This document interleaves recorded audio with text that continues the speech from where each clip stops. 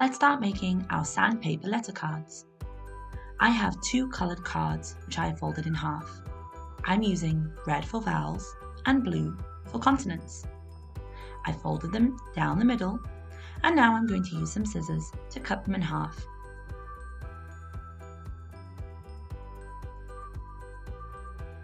We now have a few rectangles to start creating our cards. I'm going to begin by tracing my letters onto each card. S, A, and T to make the sounds S, A, and T. Then I'm going to run some glue along my 3D bubble letters, and then I'm going to sprinkle the sugar over the glue to make sure that it sticks down. Now this is great if you can do this with your child. You can help them to glide the glue stick along the bubble letter. Again, you can help them to sprinkle the sugar along the glue and then help them to shake it off.